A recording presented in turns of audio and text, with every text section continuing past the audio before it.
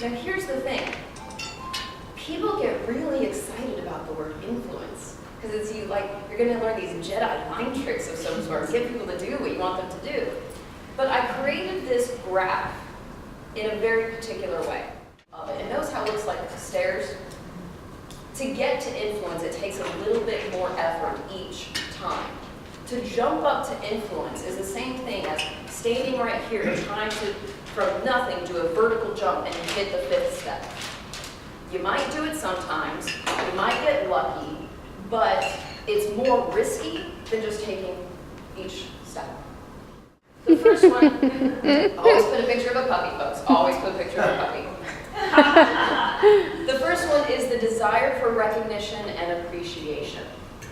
When I say this to you, chances are you go, duh. But here's my question.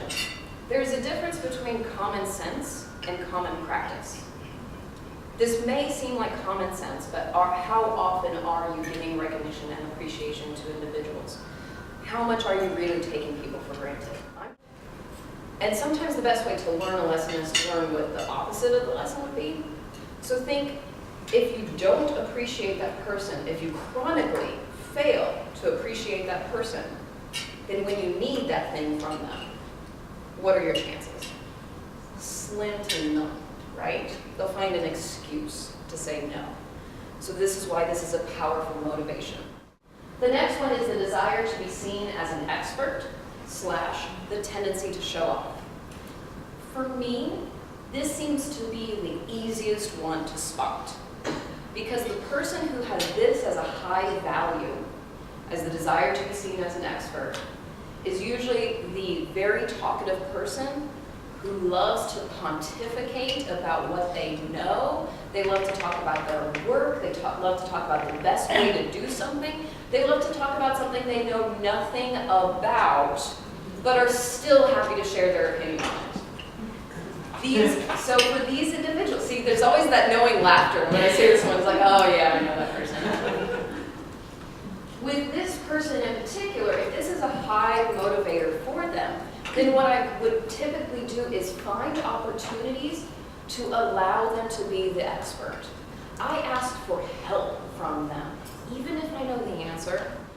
Another important point about this is that if you are one of those individuals, look, I am one of those individuals. Look at where I'm standing right now, okay? This is clearly like high on my list. The thing is that if you are one of those individuals who has a great desire to be seen as an expert, and you are talking with someone who has that great desire to be seen as an expert, then there's this battle.